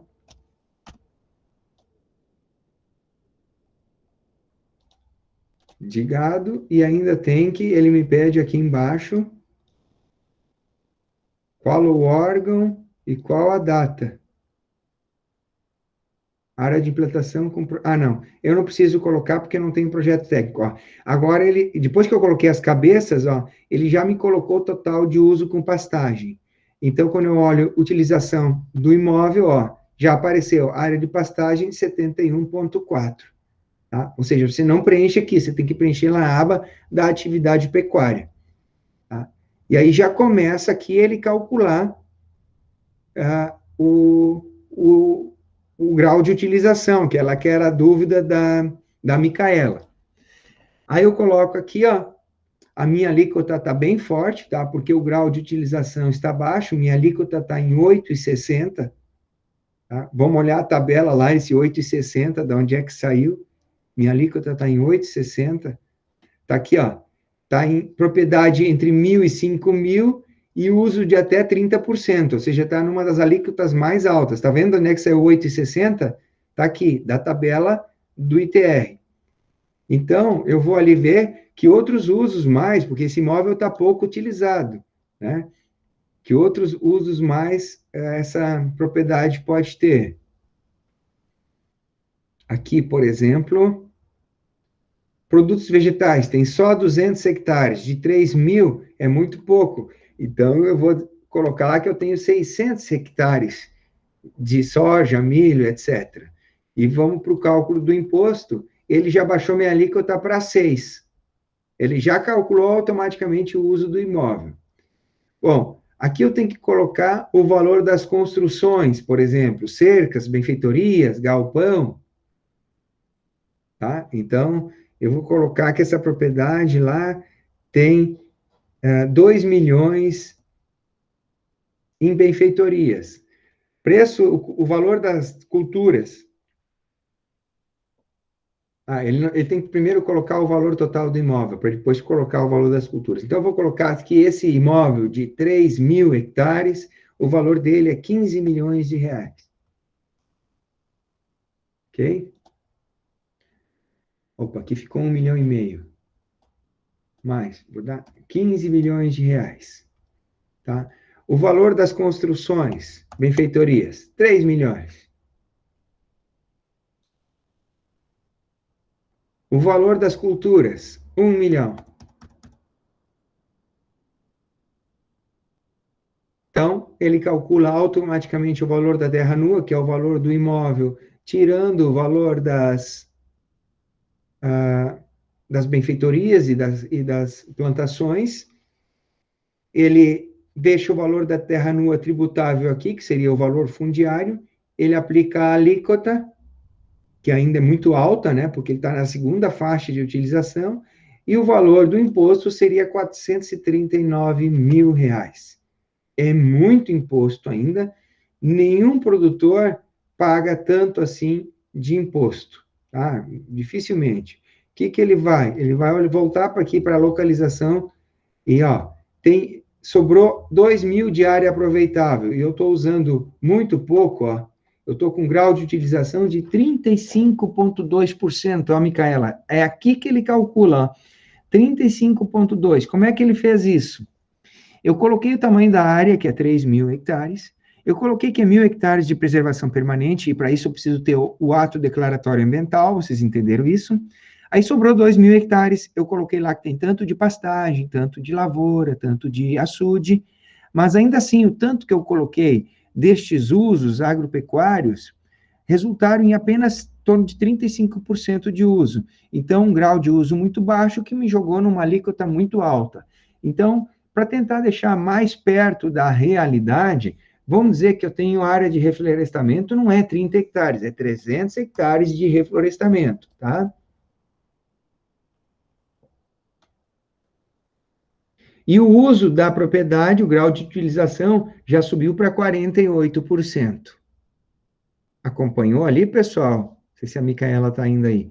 Tá? É de acordo com a realidade. Claro, aqui eu estou fazendo exercícios, mas vocês só vão colocar área de reflorestamento o que realmente for reflorestamento. Só vão colocar área de lavouras o que for de lavoura. Só vão colocar pastagem e cabeças de gado aquelas que realmente tiver, né? Sabendo que esse processo todo vai ser fiscalizado. Principalmente vai ser melhor fiscalizado se o município onde vocês estão declarando o imposto tem o convênio com a Receita, porque aí são pessoas que conhecem a propriedade, conhecem você, conhecem a propriedade.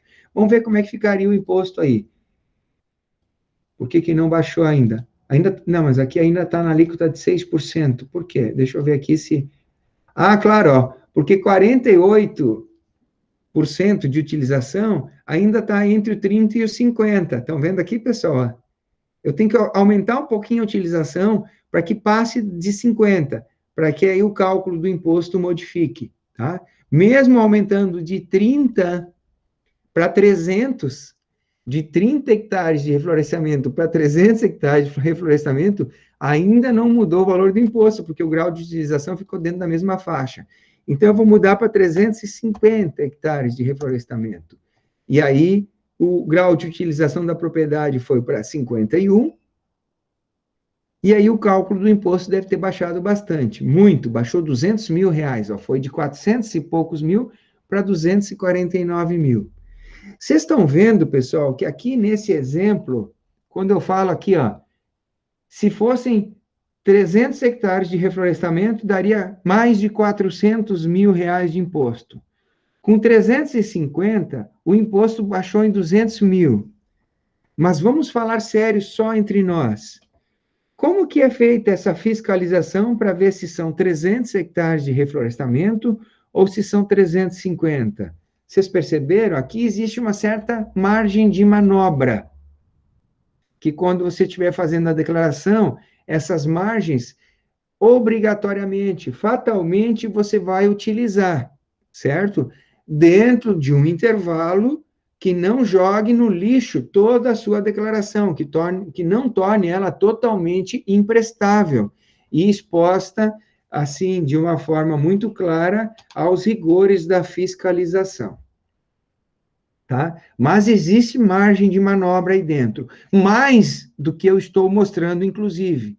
E por isso que o ticket médio, o valor médio por propriedade no Brasil, arrecadado com imposto territorial rural, é de apenas R$ 40. É porque existe muita margem de manobra aí e, de outro lado, muito pouca fiscalização. Ok, pessoal?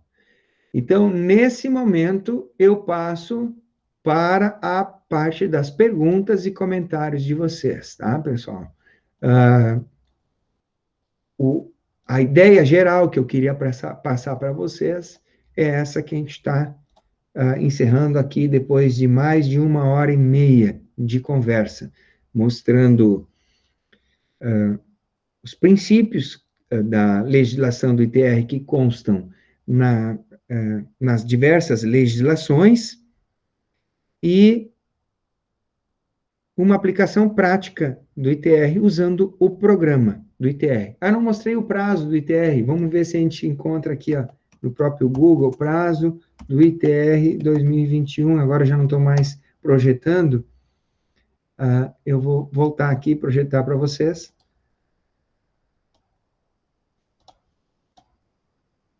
Eu coloquei, às vezes é mais fácil assim, ó, prazo do ITR, 30 de setembro, tá?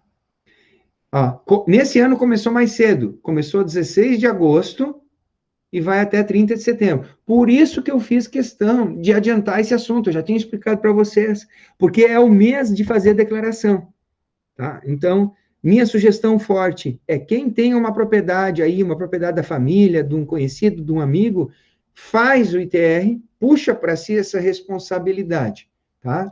Porque é uma atividade que é inerente à atribuição do engenheiro agrônomo. Vamos lá, tem pergunta ali do Ronaldo. Beleza, Ronaldo?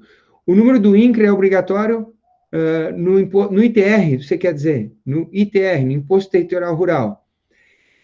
É assim, ele é muito interessante que conste lá, tá? Mas tu consegue mandar a declaração sem o número do INCRA, tá? Mas toda propriedade tem número do INCRA, que é o CCIR, né? O cadastro no INCRA. Toda propriedade tem cadastro no INCRA, então não é nenhuma dificuldade obter esse número do cadastro do INCRA, tá, Ronaldo? Toda propriedade tem.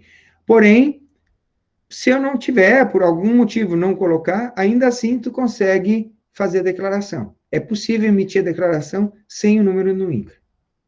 Não é o recomendável. Boa pergunta. Pessoal, antes da gente ir para as questões de concurso, alguém tem mais uma pergunta? Onde consegue achar o NIRF da sua propriedade? Boa pergunta, Vinícius. Deve estar na própria escritura, tá? Na escritura pública, se a propriedade tem escritura pública, deveria ter, tem escritura, tá na escritura pública, no documento de propriedade da terra, tá? Essas propriedades aí da Vila Nova, que são do Estado e vão ser passadas aos produtores agora, nessa iniciativa que a gente tem trabalhado já há bastante tempo, e que ainda não aconteceu, né, de passar a área toda da comunidade da Vila Nova, que ainda está, boa parte dela, em nome do Estado, quando passar, cada uma vai ter um NIRF, vai receber um NIRF. Tairine, meus pais já declararam o ITR desse ano. Pode treinar com a propriedade deles? Sim, tu pode fazer uma retificadora, tá? Ah, uma retificadora se quiser mudar, mas treinar é tranquilo. Tu só abre lá o programa, tá? E abre, e é só não enviar a declaração, é que nem eu brinquei aqui, que nem eu treinei com vocês aqui, tá, Tairine? Eu vou colocar de novo aqui, vou projetar de novo para esclarecer isso que você está falando aí, tá?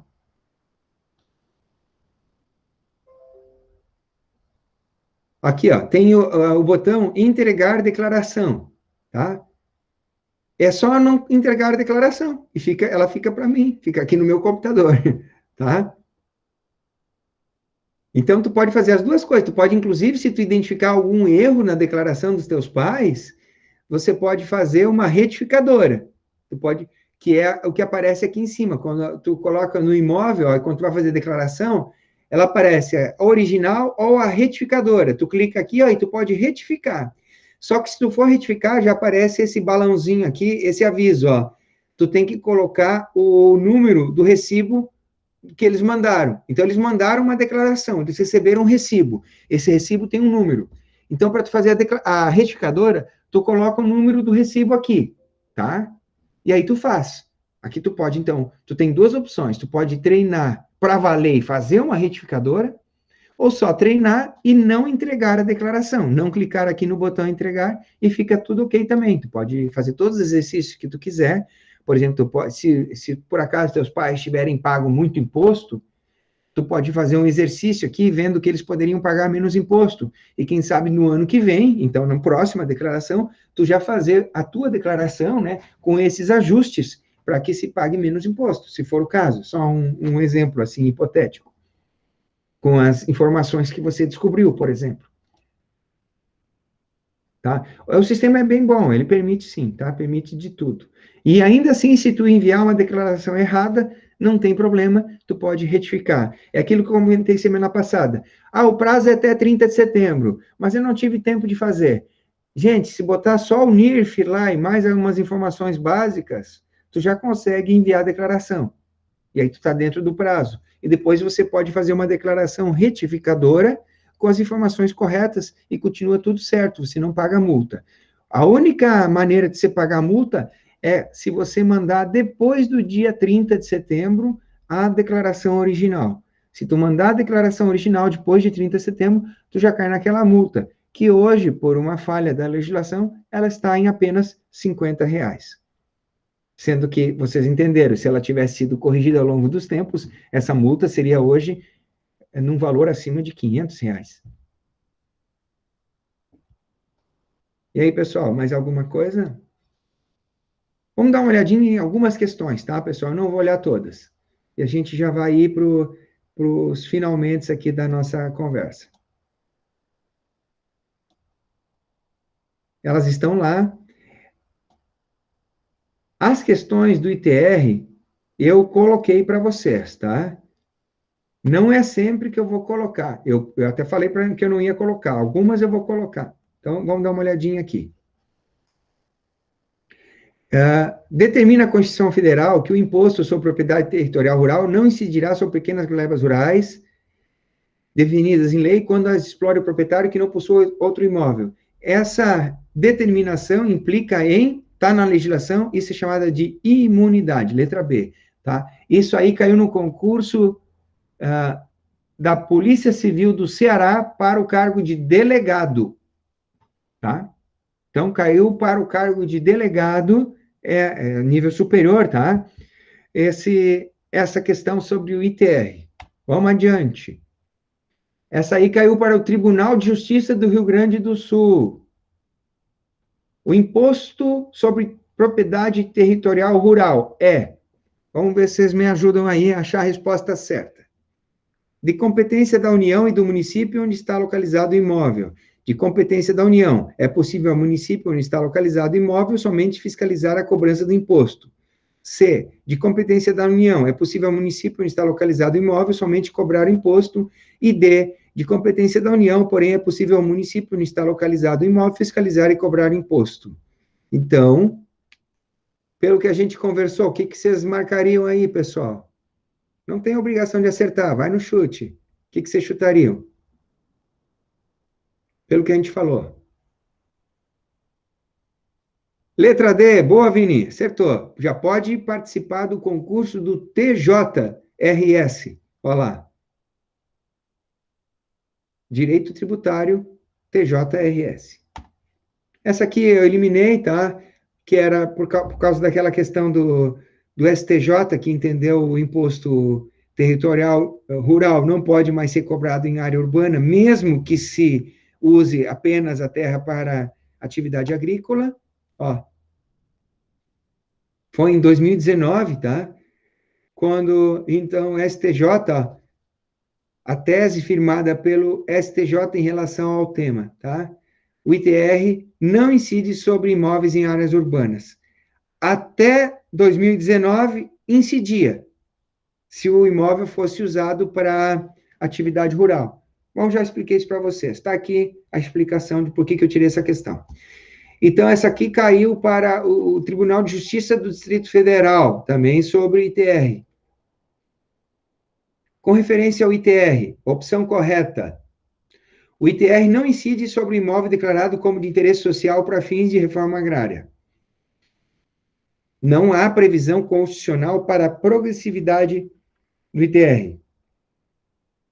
O enfiteuta não pode ser o sujeito passivo do ITR. Aí entraram com essa palavra aí, enfiteuta. Enfiteuta é o arrendatário, né? Não há fato gerador do ITR em relação ao imóvel rural por acessão física. Nossa, essa complicou um monte.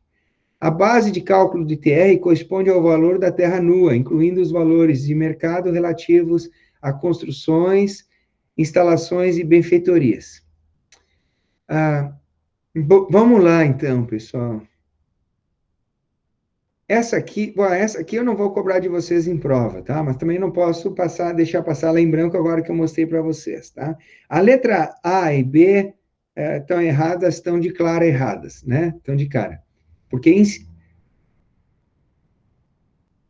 vamos ver, o ITR não incide sobre imóvel declarado de interesse social para fins de reforma agrária.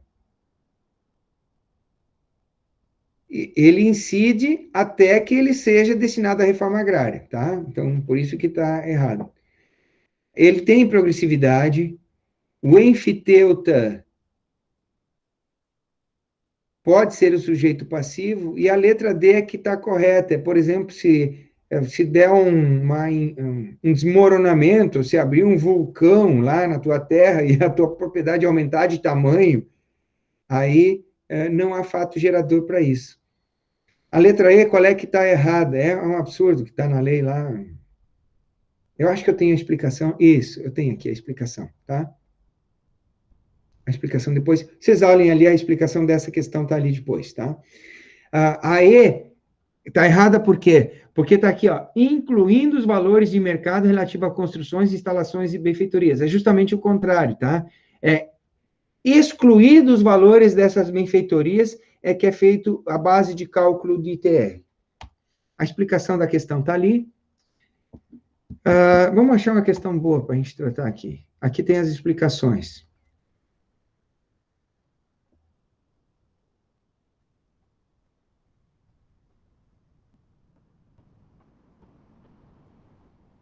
Opa, vamos nessa aqui.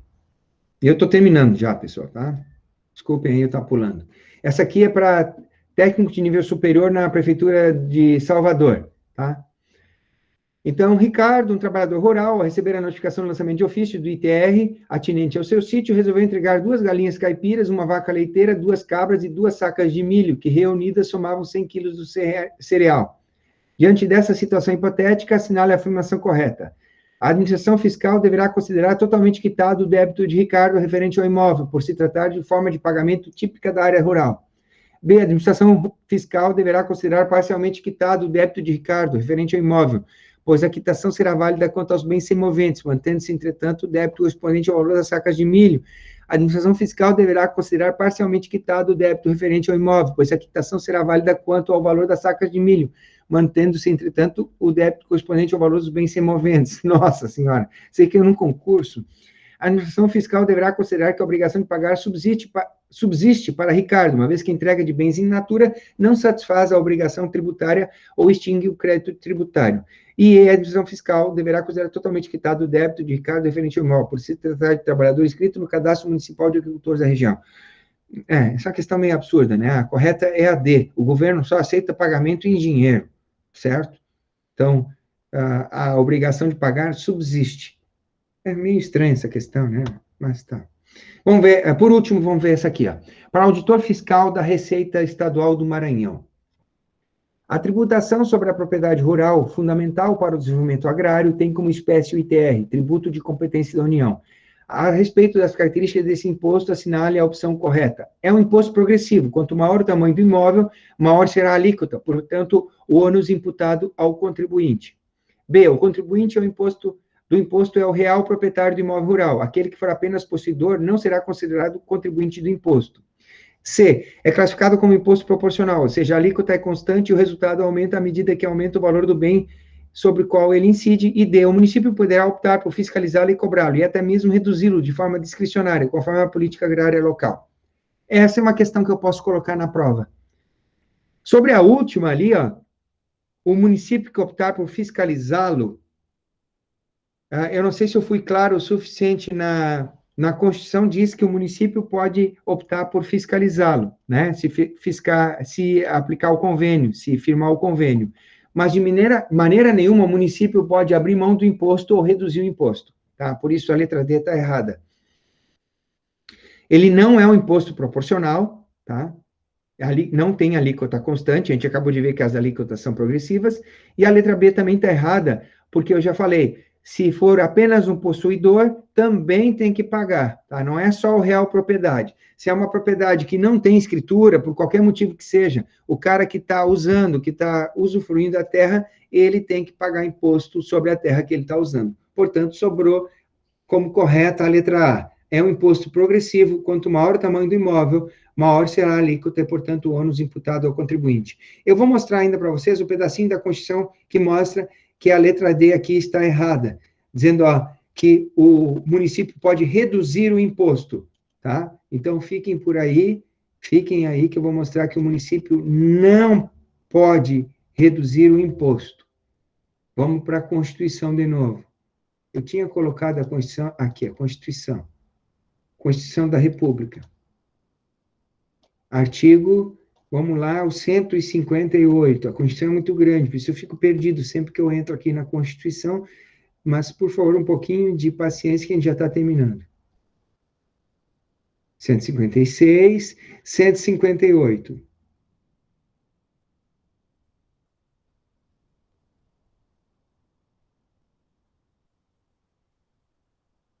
Não, aqui ele não fala. Ele só fala que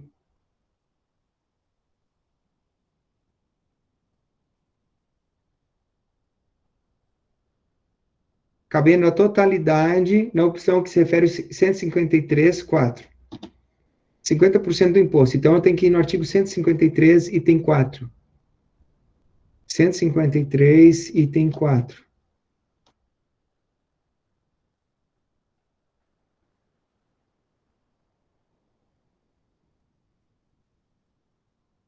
Vamos achar aqui.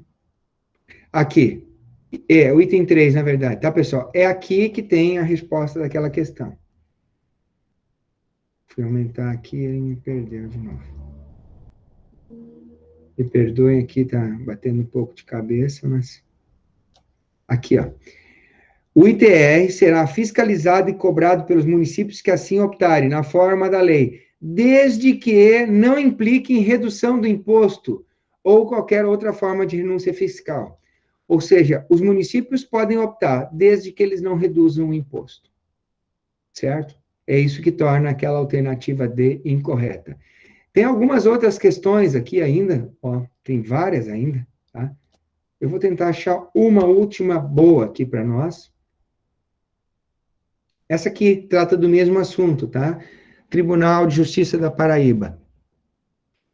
Com relação essa aqui, ela não trata só do ITR, ela trata também do intervivos.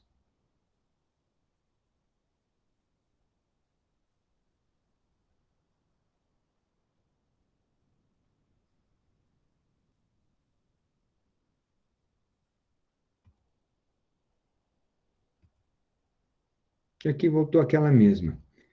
Então, gente, de questão, tá bom. Se eu cobrar da prova, vai ser mais ou menos essa 9 aí, ou uma parecida com ela, tá? Mas vou cobrar questão de concurso dessas que eu coloquei para vocês. Nada muito diferente disso.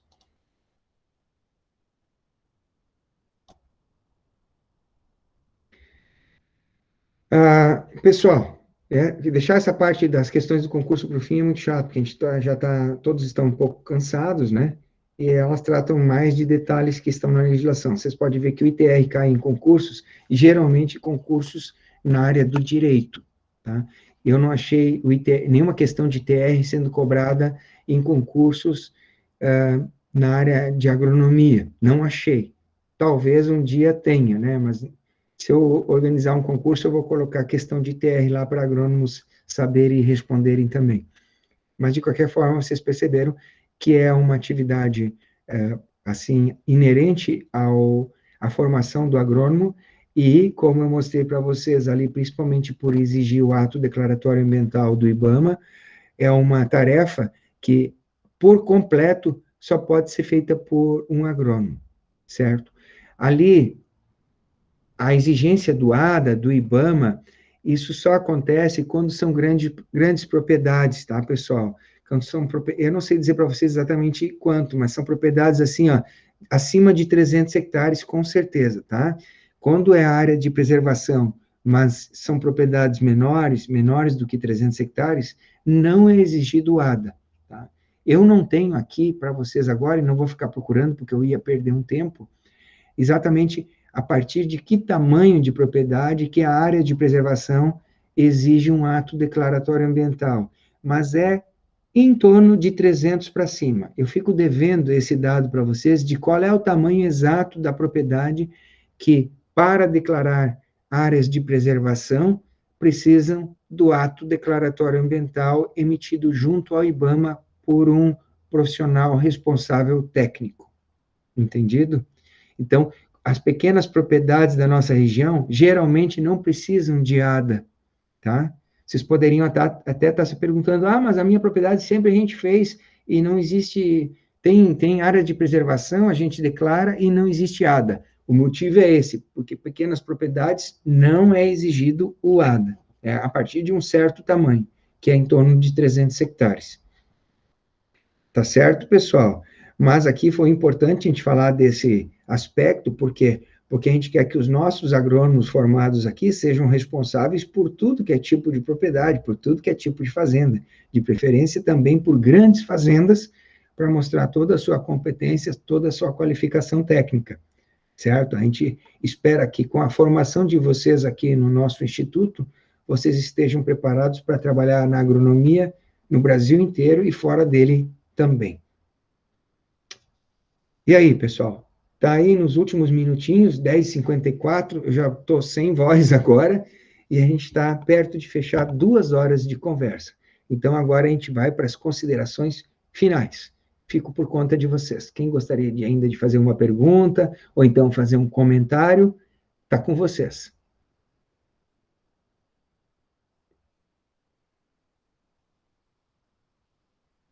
Foi dado o pontapé inicial, vocês já hoje não são mais, agora, desconhecedores do tema ITR, né? Vocês acredito que já dá para ter coragem de baixar o programa e começar a mexer nele e pegar uma propriedade aí de um vizinho, de um amigo, de um familiar e fazer os testes, os treinos, como disse a Tairine, né?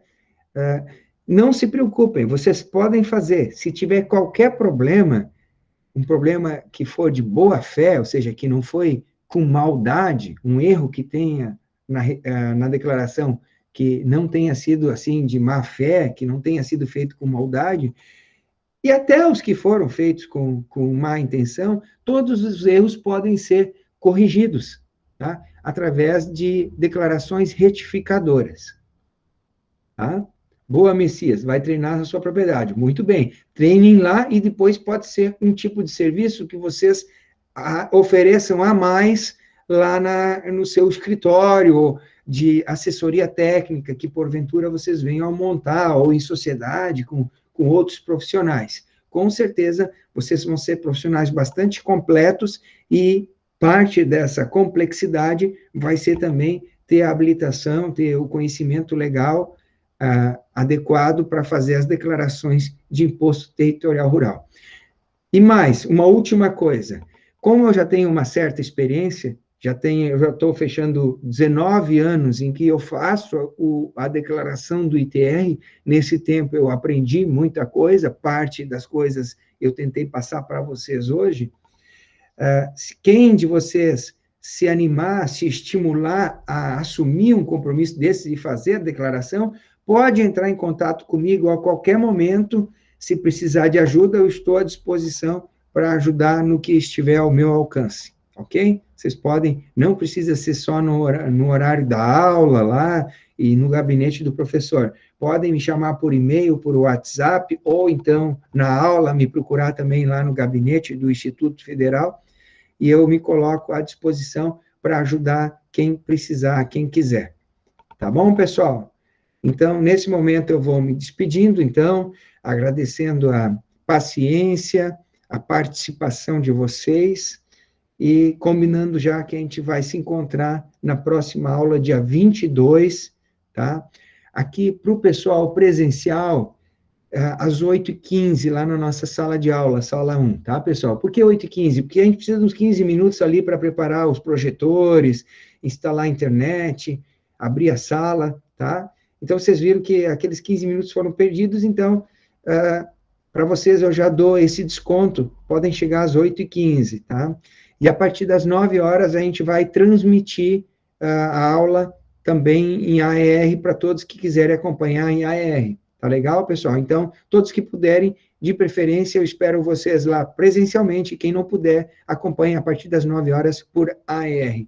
Uma boa semana, tudo de bom, fiquem bem, até semana que vem. Um abraço.